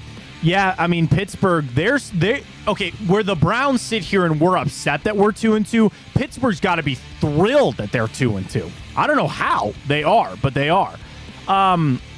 They're not going to do much with Mitchell Trubisky. Najee Harris continues. I know he had 71 yards, but he continues to not be what you think. They can't throw the football. They just cannot throw the football. Their 2 leading receivers yesterday were their running backs. They're not good on offense. Defense, you give up 30 to a rookie quarterback. I don't know what to tell you, but good for C.J. Stroud, man. Good for C.J. Stroud. Maybe Texans got something a little bubbling down there a little bit. D'Amico Ryan's got those guys playing hard. I still don't. They're not a playoff contending team, but listen, when you rebuild, that's what you want to see early. Now you got to bottle it and keep it rolling, but they got some momentum, and their young guys are playing well. So good for Houston. That was a huge help for us as well. Now Pickett's going to be out. Steelers might be dead and buried. Alrighty, well, another game of winless teams, the Panthers and Vikings. Vikings do come out on top of this one, 21-13. Yeah, that, again, must win there for Minnesota. You were on the road. Justin Jefferson, a couple of touchdowns. But you do look and continue to wonder about one Kirk Cousins, because in that game, he was only 12 out of 19. Maybe they realized that is what they need. It's hard because you have Justin Jefferson. He's arguably the best receiver in football. Maybe it's throw him the football and then just run. But here's the crazy thing, Ryan. Kirk Cousins only threw the football 19 times and still somehow threw 2 interceptions. He's bad. He's not good. Minnesota's not good either, but they had to get that win. Carolina, just keep Bryce Young upright. I think they could do another 10. But you see the reports coming out, they actually want to go trade for another wide receiver. They want to go trade for a starting safety. I don't know about that from Carolina. Can't take much out of that. I think the Vikings blow, and I know that the Carolina Panthers do. Alrighty, well, the Rams were at the Colts in Indianapolis. Puka! It looked like it was going to be a blowout. 23-0 lead for the Rams in the third quarter. However, Anthony Richardson trying to make a comeback of his own. Overtime game, 200 yards, 2 touchdowns. He's also making a very strong case for Rookie of the Year. Yeah, Puka Nacua still continuing at 6 for 163 or something like that in a touchdown. Setting all these records for the most receiving yards, receptions in 4 games to start a career and all that kind of stuff. Matt Stafford has a hip injury. They said he should be fine. Rams will finish at 8-9, somewhere around there. I think they might flirt with the playoffs. They're not going to make it, though. They do get Cooper Kupp back, though. Think about him with Puka. Could have something brewing down there. Colts, again, just kind of a wallowing, kind of meddling type team. You want Anthony Richardson out there as much as you can just to keep fresh and all that. Read into it. When a team's down like that, what are they going to do? They're going to turn and say, well, we might as well go for it here. 2 overtime games yesterday, which was a little shocking there. Can't read any of the team. Colts, Rams, not making the playoffs. Well, not to add insult to injury, but Baker 3-1. The Buccaneers come out on top against division rival Saints, 26-9. Baker, 246 yards, 3 touchdowns, just 1 pick. Derek Carr looked like a guy that missed the game and wasn't good. And he came out and talked about consistency and mistakes. He said something in postgame, though, that was like a little threatening. He said, we got to get things fixed now because they see it slipping away. The Bucs are 3-1. Good for Baker, man. I don't have anything for or against Baker Mayfield. I don't. And they're finding a way to get it done. Now, the question is, was Mike Evans injured in that game, or am I making that up? He exited. Exited the game. Went down in the first half. What was it? Do you know? I'm not sure. Hamstring there for Evans. That's not good for them. They have their bye coming up too, though. The Bucs are on their bye this week coming up. Good for Baker. That division sucks. Somebody has to win it. If you're Tampa, you might as well just get fat on your division opponents and go win the damn thing. Why not? Go for it. Alrighty, well, Philadelphia stays undefeated, 4-0. However, the Commanders put up a pretty good fight. Sam Howell, 290 yards, a touchdown. Jalen Hurts, 319 yards, 2 touchdowns. And A.J. Brown, 9 receptions, 175 yards, and a pair of touchdowns. Yeah, I mean, that's tough after the Commanders got smoked by the Bills.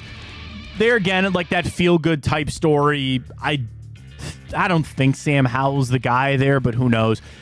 The Eagles got to be feeling really good. That was a tester, man. That was a big tester there for the Eagles. They probably looked past them, and they still found a way to win. There is something that is so powerful about teams like the Eagles that even when it's going bad, they pull it out of the fire and they find a way to get a win. Yeah, you don't want to go to overtime against the Commies, but you did. You did what you needed to do to get a win. Jalen Hurts was fine, 319 and 2 touchdowns. I think the underrated thing about the Eagles and how scary they could be, if DeAndre Swift is going to keep running the way that he is running and playing the way that he is playing to give that offense yet another weapon, that's scary for what the Eagles can do.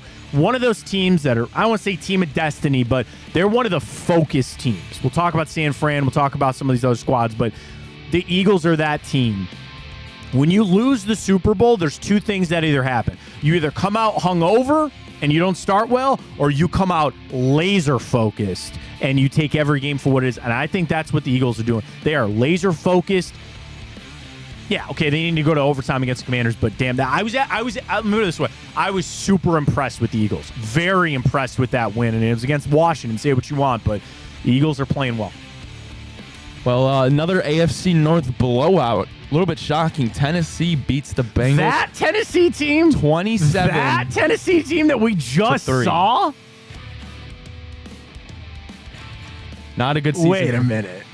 Something's going on down there in Cincinnati. Did they change quarterbacks there in Tennessee? Is Derrick Henry? They are in a world of hurt. And now Jamar Chase starting to drop they're not using me. I'm open. They're just not getting me the football. Yes. Who's that guy from The Simpsons? I don't watch The Simpsons. The meme where he just sits there and he goes like this. I think Mr. Burns. Yeah, Mr. Burns.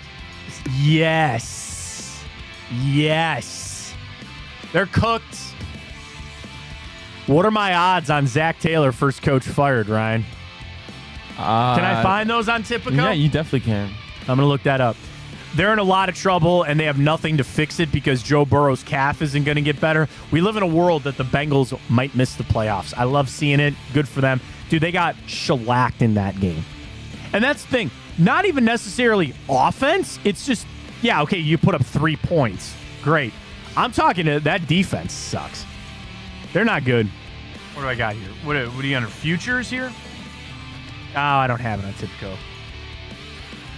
Boost, player props. Ooh, good boost for tonight. Huh. Ooh, I like. All right, we'll get to that. We'll get to our play for Monday Night Football coming up. Zach Taylor's on the hot seat. Now you got your star players coming out starting to question things. Maybe they should have sat Burrow down. Would they have been any different than 1-3 if Burrow hadn't played? I don't know. Don't think so. Bengals are a dumpster fire. Alrighty, well, the Chargers win back-to-back games, get back to 2-2 over the Raiders. They hung in there. Not bad. Yeah, I mean, the Raiders, they're going to cost you. You want to talk about the race for the first coach to be fired. Josh McDaniels, Zach Taylor is where it's at right now. Yeah. The biggest thing is that hit that Jerry Tillery put on Justin Herbert. Herbert got his hand cut somewhere else, got caught in a helmet. Tillery got ejected. He'll be fined. Yeah, the Raiders are done. Like, they had to start Aiden O'Connell. Garoppolo couldn't play. Good for the Chargers. I mean, whatever. You know, are they that much better than the Raiders? I don't know. They're disappointing. Say whatever you want. The two most disappointing teams for me outside of the Browns, like I take the Browns out of that, are the Jags and the Chargers. Trevor Lawrence and Justin Herbert. Completely disappointing.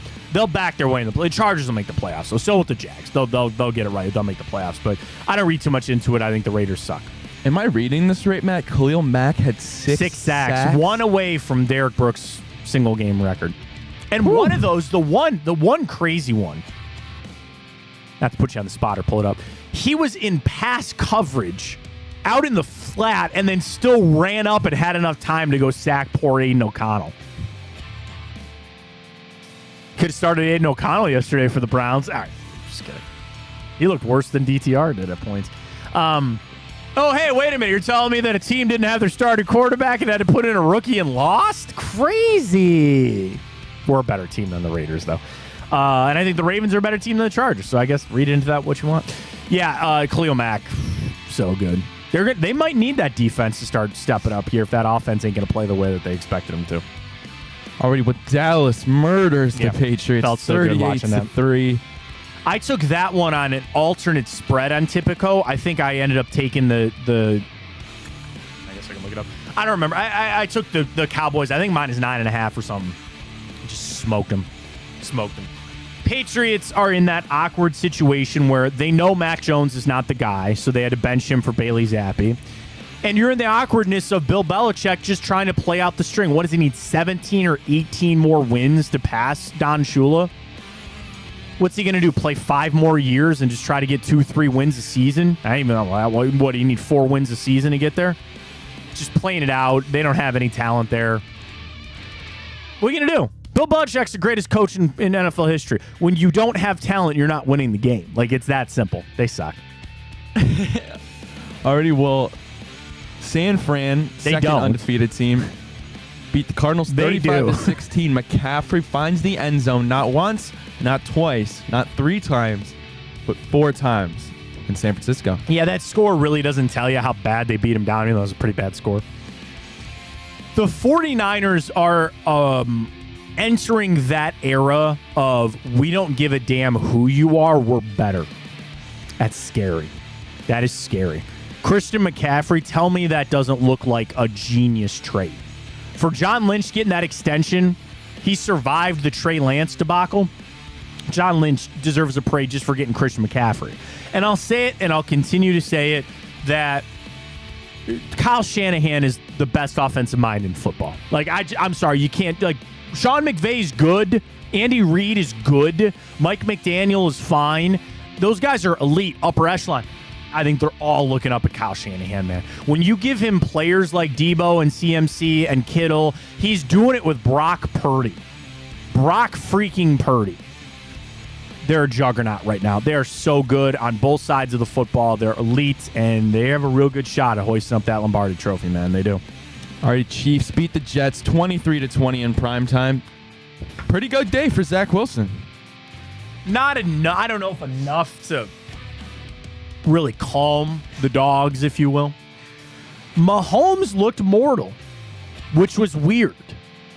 Like, watching that game, some of the interceptions that he threw, it seemed like what we all thought, they took the Jets super lightly. And it tried to come back and bite him. Yeah, you know, they might try to say, okay, we saw a little bit from Zach Wilson, that's fine. If Mahomes doesn't throw those interceptions, and I know the Sauce Gardner one, and C.J. Mosley dropped another, Mahomes looked like a guy that didn't give a blank. Tell me I'm wrong. Like, Patrick Mahomes played that game as a guy that just really didn't look like he gave a blank. And that's what happens. You're going to throw picks, and you're going to not close to losing that game necessarily, but it was a close game. Give credit to the Jets, I guess. They're fighting. They're trying to keep Robert Saleh his job. Probably not going to do it. That was a game that they got all up for. You were home. It was Sunday Night Football. I'll choose to go with that the Chiefs took them lightly. The Jets gave them everything that they could, and it wasn't enough. Isaiah Pacheco is very good. I don't know why they even split carries anymore with Clyde Edwards-Helaire. Just give Pacheco the football. You kind of mix in Jerick McKinnon. Sportsbooks were happy, though. How many people, just me included, just railed the Chiefs minus 7.5 or even an alternate line, and also railed Travis Kelce anytime touchdown score. And he disappeared in that second half. Just like gone. I don't know. It was a weird game. It was a weird game. If I'm the Chiefs, I don't actually feel real good about it. It was just a weird game. They got the win, and I think the Jets are kind of into purgatory. They'll continue to try to piece it together with Zach Wilson. I will say this, at least it calmed things for at least a week about trying to bring in another quarterback and all that other kind of stuff. So read into what you want. I read into the Chiefs didn't take the Jets serious. Jets gave everything they could. It was a close game. All right, we will get to our picks for Monday Night Football coming up a little bit later with our friends at Tipico. Again, use that big code BIGPLAY150. Let's turn our attention back to the Browns. Got some tweets in the Twitter inbox at MattFontana83, at MattFontana Show, and we'll update everybody on our Twitter question. Are you giving the Browns a pass after yesterday's game? Are you just saying they didn't have Deshaun Watson? We just kind of go with that. What were you expecting him to do? Do you give the Browns a pass for that? We'll update that. We do have to talk a little Terry Francona, managed his last game for the Guardians yesterday. We got all that coming up. We'll take you up until 11 o'clock right here. Matt Fontana Show. Big Play, Twitter, YouTube, Facebook. Get the podcast on Apple and Spotify. Plenty coming up. Stay with us.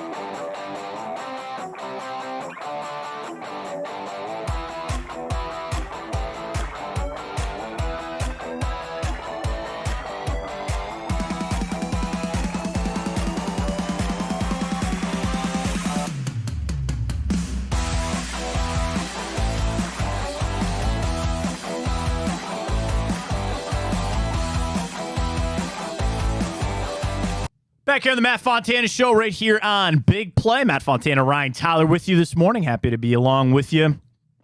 Kind of sucks. Today just kind of sucks.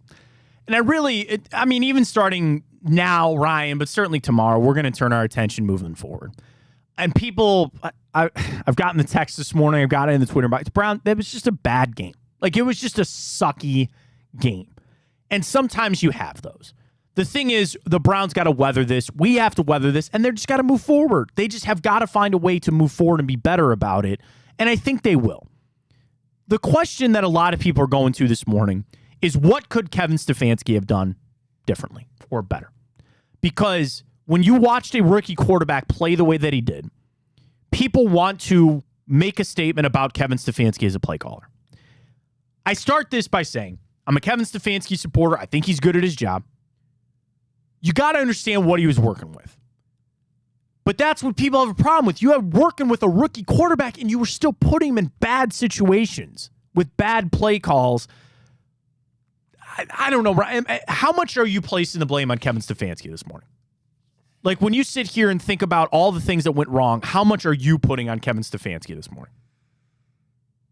It's just so tough because it's like, what are you supposed to do? The Ravens are such a smash mouth, right in your face team. You have a rookie quarterback making his first start who, like you said, a couple hours notice. And I agree, there was some questionable play calling, as this seems to be the case every game. So sure, I'll attribute some blame, I guess. In short answer, that's my answer. Some blame. Well, and that's the problem. Stefanski, people are always going to look at him. You're the head coach and you're the play caller, and they don't want to hear that Deshaun Watson didn't play. Like, yes, you take that into account, but you still lost the football game. So people are instantly going to look at it and try to say, well, Stefanski could have done more or should have done more. And I just don't know if I feel that way this morning. I don't. You can't just rip the game plan up. I guess he could have made, I don't know. I don't know. I have no idea what he could have done differently. You couldn't run the football. That was apparent. If anything, to help your rookie quarterback, you want to be able to run the ball. Couldn't do it. You just couldn't do it. So then eventually you were going to have to put it on the arms of DTR. That game yesterday, if you were going to win, was always going to be on Dorian Thompson-Robinson. He's quarterback. You have to have made some sort of plays, or at least not hurt the team. And unfortunately, he did. Couple interceptions. How many times was he sacked yesterday? 4? Hang on. 3. Oh, I'm sorry, 4. No, 4. I was right. 4 sacks, 3 interceptions. Dude. QBR of 18 there for Dorian Thompson-Robinson. You know what he played like? A rookie quarterback getting his first start in 2 hours' notice. Like, if you want to try to ask yourself what Kevin Stefanski could have done differently, I don't know if that helps. I don't know if there's anything you can do. That was always a lose-lose situation. Unless somehow Dorian Thompson-Robinson lit it up and you won the game and you go to Kevin Stefanski and say, oh my God, you're a genius. That didn't happen. So no matter what, if you put Dorian Thompson-Robinson into that game and you start to air it out and you try to go win the game with the strategy that you had for Deshaun Watson, you're going to lose, and what happened, and people are going to call you crazy and they're going to call you an idiot because you tried running the game plan you had set. Conversely, you take the ball out of Dorian Thompson-Robinson's hands, you throw short passes, and you run it all the live long day. People are going to scream at you, well, you got to open it up a little bit. You got to go try to win the game here. You got to put it on DTR. It was lose-lose. How many times did the Browns run the football yesterday? 25 times. Ford had 9 carries. Strong had 5. He had 49 yards with that 140-yard run. Kareem Hunt, nothing. 5 for 12. You're not winning the game that way. I don't know if you could win the game with Deshaun Watson with running stats like that. And maybe that's where, if you want to sit down and discuss about where the run game is for this team without Nick Chubb, that's something, that conversation will be had in Berea this week on the off week. Do they truly need to address that running back position? Do they need to go, I'm not saying trade for Jonathan Taylor. It's always seemed to be in there. It's always something that keeps coming back up. But that's something that you can take away from this. Were they stacking the box? A little bit. So you want to take that into account. Offensive line, you were banged up. You lost Ethan Postic. That's going to be a big one today. I'm waiting to hear from Kevin Stefanski. He said, dude, he's got to get an MRI. You got to get an MRI in a knee. It's probably not good. But Kevin Stefanski is at this point of his career where you have probably made your mind up on him. You have. And that's fine. You're 3 seasons in. You have the 1 playoff appearance, the 1 playoff victory. You have had turnover at the quarterback position. You frankly have had some turnover now in offensive skill position players. And if you even want to take a total look at the team, penalties or this, or you got to give Stefanski a little credit for hiring Jim Schwartz, as great as the defense looks and all that. But you have probably made your decision on if you think Kevin Stefanski is the right head coach for the Cleveland Browns. And how yesterday's game went will just further your narrative. Because if you don't like Kevin Stefanski, you're going to sit there and say, he didn't run the right game plan for Dorian Thompson-Robinson, he put him out there in harm's way, and he lost the football game. If you think Kevin Stefanski is good, you're going to probably do what I'm doing. It's probably why I like Kevin Stefanski. What'd you want him to do? What did you want him to do? And that's a hard thing for fans because you want your pound of flesh this morning. You want to be able to wake up and take your anger out on something or somebody when there's really nothing to do. Your quarterback couldn't play. Me, personally, I'm choosing to take my anger out on the process that led to Deshaun Watson 2 hours before the game being ruled out. That's where my anger goes this morning. When I sit there and I just want to know they should have prepared better. Of all of the things that happened and all the reasons, I just wonder why they were not better prepared for Deshaun Watson to not play. Problem is, Ryan, who does that fall on? The head coach and Kevin Stefanski. Maybe they should have been better. Do you think they were fooled when Watson said he couldn't play? Do you think they were fooled by that? I doubt it. Do you have that clip? Can you pull the clip up again? Yo, which one is it? The Stefanski. He was asked after the game, were you leaning one way? When you showed up to the stadium on Sunday, were you leaning one way of Watson playing or not? Here's Kevin Stefanski when asked that question, sound courtesy of the Cleveland Browns. Got to reconnect my phone real quick. Sorry, reconnecting the phone. And we'll get you that Stefanski sound here in a second. All righty, here we go. All right, here we go. Like we told you all week, it was going to be a day-to-day decision. I came to the stadium today knowing he was going to work out and see how he felt, watch him throw, see how he looked. That's really where it was. That he's a human being. As much as he tries to be a robot, and we think he is at times, he's a human. He was lean. You, me, Kevin Stefanski, Andrew Berry, Wyatt Teller, Jedrick Wills, Amari Cooper, Deshaun Watson, all woke up Sunday morning thinking he was going to start a quarterback. And he didn't. And that's why you lost the football game. It's that simple. It's that simple. You want to try to say that they should have been prepared for him to not play, and that should have been the default? I don't know what's easier, okay? I don't know what's easier, to plan on him not playing and then have the flip that he is. You would assume that's easier because then he's talented and he's better than Dorian Thompson-Robinson. That can mask some of your problems. Or you assume he is going to play, he doesn't, and then we have the blank show that we had yesterday. I'm assuming the first one is easier. I'm assuming that you game plan that he's not going to play, but then going on that rabbit hole for just a second, you then go into the game with a game plan that's set up for Dorian Thompson-Robinson. And does that work for Deshaun Watson? I don't know. Because you could say, oh, just roll the football on out, and then, like I said, it's Deshaun Watson, go out there and play. They fumbled it. They used a bad pump. They fumbled it in a lot of different ways yesterday. How they handled the Watson injury, how they handled things with getting ready to go with Dorian Thompson-Robinson, it was all bad. And that's why I give them a pass. To our Twitter question this morning, are you giving the Browns a pass on yesterday's game? Over 130 votes. 67-33. People say no. Big Sean on Twitter.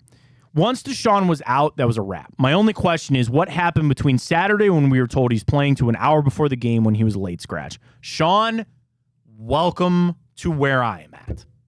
Welcome to exactly what I'm thinking.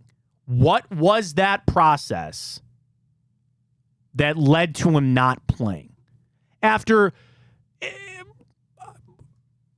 it sounded like they were confident. Ryan, am I misreading that they were confident that Watson was going to play? Yeah, we had everybody fooled. That's the thing. Fool me once, shame on me, or whatever. What was it? Fool me once, shame on you. Fool me twice, shame on me.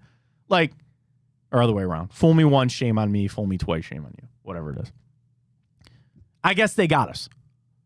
And if they wanted to keep that as something to mess with the Ravens, we see that with injuries all the time. Teams keep things close, or they let things leak out to try to have the defense get messed up and the other team get messed up because they think he's playing. Maybe that's what it was the whole time. But I can't watch the game and the ineptitude that the Browns had and not believe that they really thought he was going to play. That's what screwed. That's all of it. That's all of it right there. It's not even so much the game. It's the not knowing if Watson was going to play or not. You would have been better off. Well, relative. You'd have been better off if he broke his leg and you knew he was out. I hope he didn't, because then he'd been missing weeks and months. You would have been better off had come Tuesday on your off day, you made the decision Deshaun Watson was not going to play in this football game. Here's the elephant in the room. Baker Mayfield. We've seen this happen before. And I saw a bunch of snarky tweets about franchise quarterbacks and shoulder injuries, and maybe he should have worn a brace. Oh, yeah. Bring back some bad memories, man. But that's a little of the game that was getting played. Are you playing or not? Are you in or are you not? And again, I want to believe that Watson gave every effort to get in there and go. But he just couldn't. And it's not that I need these answers, but I'm so interested. Like, Ryan, when he threw on Sunday, was it he threw and he goes, I just can't throw, or I can't make these passes, or is it hurt? Like, Coach said that there's no structural damage. There was a report in the media there was fluid in his shoulder, which I thought was, interesting, of, inside the joint. Is it just swollen? Is it a bruise? Whatever. And Stefanski wouldn't answer about the fluid thing. He just said that structurally, Watson's intact. So we know there's no separation. There's no AC joint problem here. And it sounds like it's just something he's got to work through. But was it for them to sit him down, that told me that mechanically he couldn't throw. A pain tolerance thing, they'll shoot him up with some of that stuff and they'll play. Every player that's battling a pain tolerance thing, they'll find a way. And even if Watson just couldn't make deep throws, or having him out there as a threat, or at least having him on the field to give the Ravens something else to think about, probably would have been better than Dorian Thompson-Robinson. So that tells me that he really, really could not throw the football, and that they were going to put him in harm's way. Because I had this conversation with somebody after the game yesterday. Why not start Watson? And if you needed to go to Dorian Thompson-Robinson, you're no different off than you were if he started. And now, with that 3-quarterback rule, they elevated P.J. Walker. He could have been there as your emergency third quarterback. And that comes into play of, you were going to roll with Dorian Thompson-Robinson, but I guess maybe it's worse than we thought. For that not even to be a thing. For that obviously to not even enter the conversation of, well, we're still going to put you out there, and if you really can't throw, then we'll pull you out, we'll put Dorian Thompson-Robinson in there, and we'll figure it out. They really must have felt that this was the only option that they had of sitting him down. You want to tell me that it's the 4th game of the season and you can't risk losing Deshaun Watson for the year? That probably is what prevailed. That's probably the reason that it happened. Because the ultimate thing is, too, if that was a playoff game, would he have played? You always hear that sometimes with injuries. Oh, man, if this was a playoff game, he would have gone. I don't know. And that's maybe where the Browns kind of lean towards the decision of sitting him. Yeah, it was just the 4th game of the year. Yeah, you fall to 2-2, but you're clearly still in this thing. And going into the bye after 4 games, 2-2, that was in the cards. That was on the table. This isn't like the Bengals that are trying to tread water at 1-3 and are in a load of trouble. Also, you weren't trying to go for 4-0, and then you'd feel a lot better sitting him down. If you're 3-1, nobody would have cared, which again goes back to I'll be more upset about the Pittsburgh game than I am yesterday. Again, of all the games the Browns played, yesterday is the one that I'm upset about the least. I will not be upset about the 2 wins, and I'm more upset at how you played in Pittsburgh than yesterday. You played a really good football team without your starting quarterback, and you got smoked. It's kind of how it goes. Guardians, I don't want to say got smoked, but they got smoked this season. I hate this, Ryan, because when the Guardians season comes to an end, if you grew up playing baseball or softball, in Northeast Ohio, it's the changing of the season. One of the things that I love about where we live is you get a change of the season. You really see it go from spring to summer to fall, so on and so forth. So baseball ending is always sad in a way, but because the summer is over.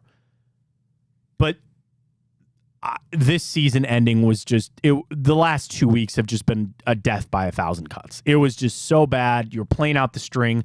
Terry probably deserved better on the way out, but it's over, and now they turn their attention to finding a new manager. I just wanted to give time, as we did last week, a lot talking about Terry Francona, and say thank you to Tito, as so many did. The impact that he had on this town from a sports standpoint, for what he did for the franchise. He set this franchise up to where they're at today, to the success that they have had. And there's going to be a big hire. This is massive of what they want to do on what manager fits to bring in here. I know it was Gabe Kapler just got fired, and there's going to be a list of guys that will be available that they'll go after. That's all secondary right now. Kind of the same thing with the Guardians. When you have a team, when you have a season that comes to an end and it doesn't go the way you want, you just need that buffer period just to kind of get away from it. I don't ever like saying that I'm happy that the baseball season is over, but I am. It's done. They didn't play to expectations. They fought through injuries. I think this offseason is going to be massive for a lot of things. The managerial thing, sure. What are you doing with Shane Bieber? Can you get Tristan McKenzie back to a healthy standpoint? Can you find some back-end bullpen help other than Emmanuel Clase? There's still holes in this lineup that need to be filled.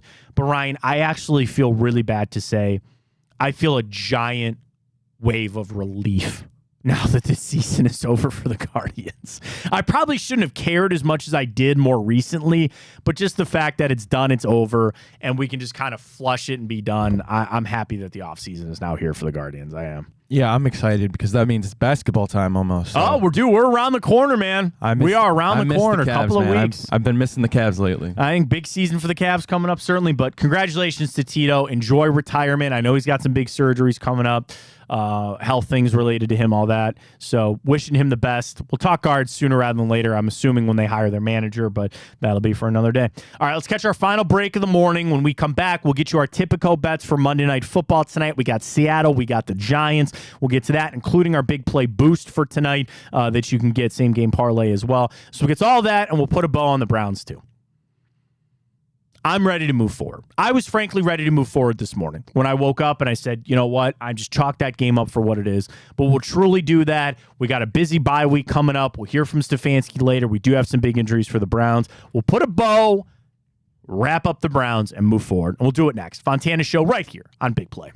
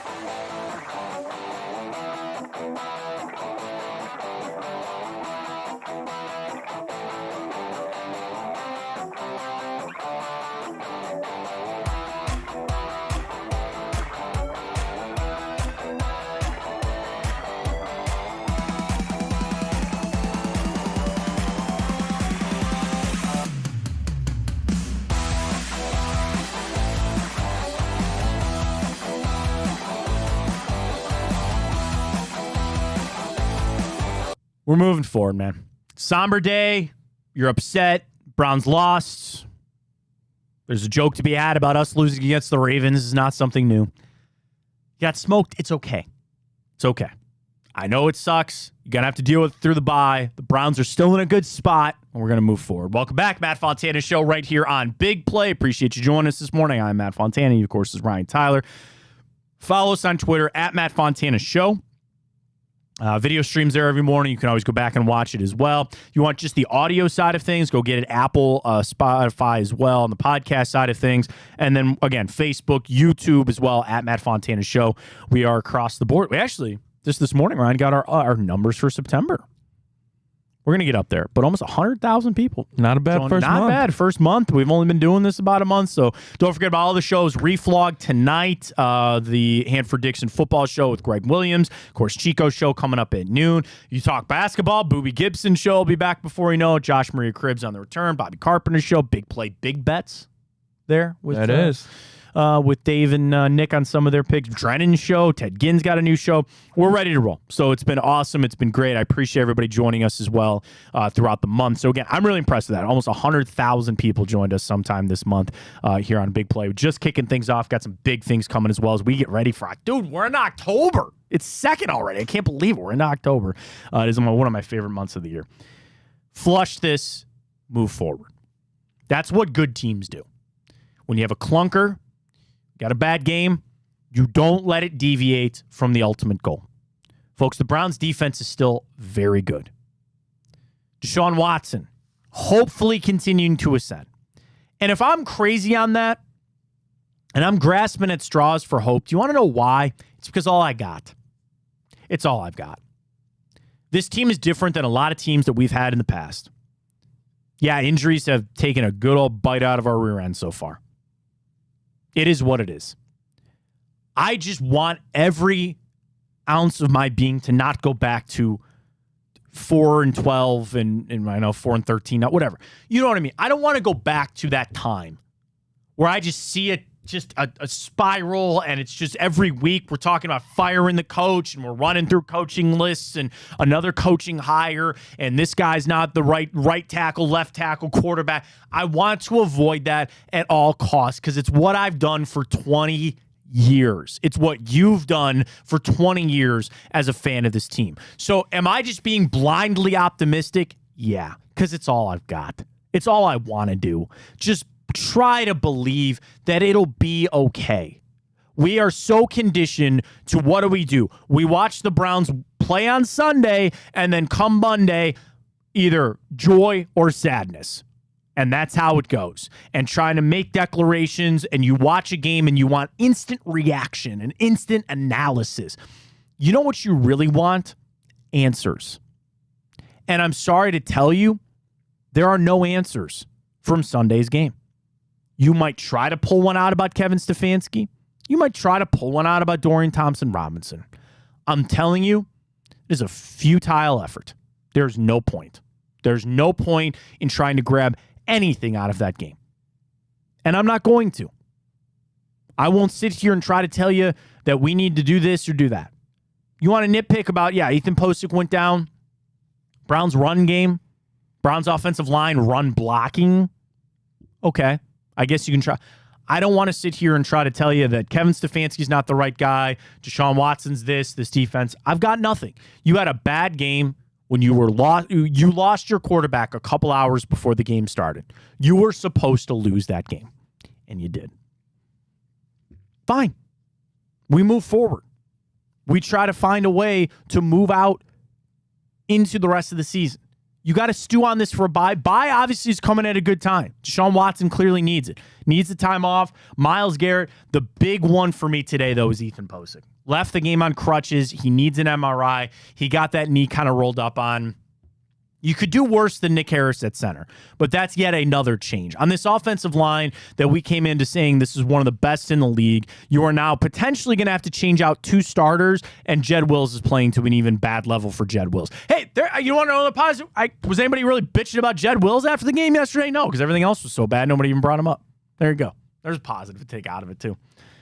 Ethan Posick might be a big one, though. If you got to lose him, again, I want to say positive about Nick Harris. That guy was supposed to start. But Ryan, he has not had a lot of starters reps in the NFL. He's gotten some reps in practice, like when J.C. Treader wasn't practicing and all that. But correct me if I'm wrong. If he plays, that'd be his first career start, I think. Probably should have looked that up. But at least they had confidence in Nick Harris to be the starting center, and then he got hurt. So at least there's that, right? Yeah. Nick Harris. Pro Football Reference is what I'm looking for. He has started one game in his career back in 2020. So there you go. So if you got to turn it over to Nick Harris, you're going to have to do that. But I think a big announcement today, if we get any news, is going to be on Ethan Posick. We move forward. We flush it. We got a lot to talk about this week coming up. We'll hear more from Stefanski tomorrow. Andrew Berry will speak. And he always speaks at the bye week. I don't really know if there's giant questions to be had as far as personnel or trade decisions or that. I mean, maybe some contract extension questions that he won't answer like he always does, but be interested to talk about what Andrew Berry is going to say tomorrow. So we'll do that because he will speak a little bit after our show. Kevin Stefanski coming up a little bit later, but it is time, Mr. Ryan Tyler. Let's make some money. Let's do it. Tipico. Here we go. Monday Night Football. MetLife Stadium, they at least had the right field. Remember when the Jets and the Giants were on Monday, Sunday, and they had that horrible Giants, looked like they painted the field. At least the Jets field was the right field tonight. But we do have Monday Night Football, the Seattle Seahawks making a long trip over there to MetLife Stadium.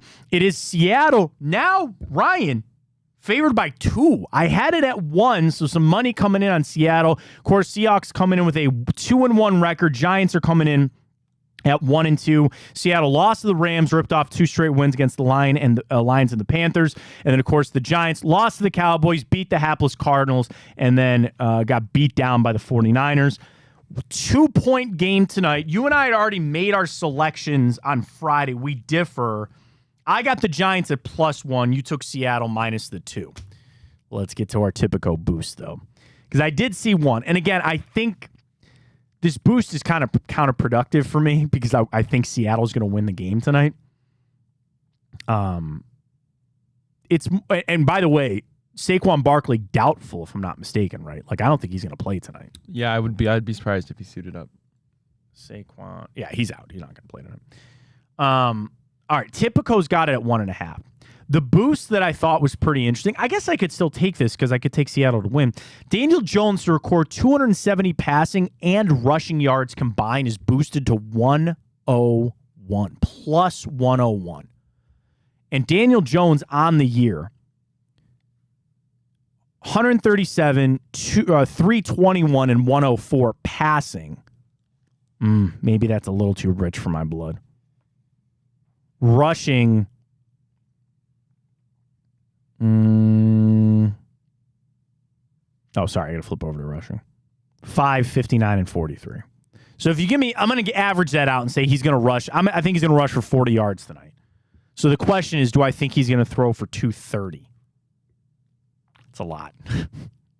It's a lot. Seattle's defense, not the best in the league right now. Again, giving up 30, 31, and 27 to Andy Dalton and the Panthers last week. I might stay away from that boost. Anytime touchdown score, I love Kenneth Walker. I love Kenneth Walker, minus 130 tonight, so I'll take him as an anytime score. A little same-game parlay. How about this? Alternate spread. What if I took the Seahawks, who I believe is going to win the game? What if I took them minus 3? I'll throw that in. Then I will go Kenneth Walker anytime Kenneth Walker, 40-plus rushing yards. Let me throw that on in. All right, I'm already up to plus 212 there. Anytime touchdown score, Kenneth Walker. 3 selections. Walker, 40 yards, anytime touchdown score, Seahawks minus 3, plus 112 there on my little same-game parlay. I'm in for that. I'll boost that on up. Ryan, what do you think for tonight? I'm just going to go, I'm taking this one easy today, man. I'm just going straight Seahawks cover. A rough weekend for you right there? Yeah. I'll add up our scores tomorrow. You had a rough weekend. A little rough weekend there for Ryan. I did all right. We'll do our scores tomorrow, recap everything as we move on. Folks, I know it sucks. It's tough, but that's okay. We can be frustrated. Understand the frustration comes from Quarterback didn't play. You're not going to win a lot of games. No team in the NFL is going to win a lot of football games when their quarterback doesn't play, let alone a guy that told you 2 hours before the game he couldn't play. We'll hear more from Kevin Stefanski. I'm sure they'll say Watson should be good to go for San Francisco. The bye comes at a good time to get some of these guys healthy. That's it. And I know Chico's going to talk about it a lot coming up from 12 to 2. Don't miss that right here on Big Play. They'll talk about the Reflog show tonight. Don't miss that either. But just flush it. You'll feel a lot better if you just let that game go. The thing is, we live and die with this team. We live and die with every single game. And yesterday was a stinker. I'm at a point where I just kind of move forward on it. So that's where we're at. We'll have plenty of stuff coming up this week on the show. Don't forget about that. So we have 2 for Tuesday tomorrow. We'll be back 9 to 11 as we are every single morning right here on Big Play. Again, get us on Twitter at Matt Fontana Show. Catch us up on the YouTube page as well, Matt Fontana Show. We're on Facebook. And then you can just follow Big Play or go to bigplay.com for all of our merchandise, all of our show schedules. It's up there. It is a Monday, so we got Reflog show tonight coming up at 9. Drop a follow on Big Play as well. And then Chico, as I mentioned, 12 to 2. We got you all covered. We got you covered. We're here for the sympathy. Sometimes a little moratorium Monday, but we got you covered. Big Play, where you want it, how you want it, and when you want it. The new way of consuming and enjoying all your sports entertainment with our friends here at Big Play. That's it. We'll put a bow on this. It'll be all good. We'll be a lot better moving forward, and we'll do just that. For Ryan Tyler, I am Matt Fontana. Monday in the rearview mirror, and as always, take it easy.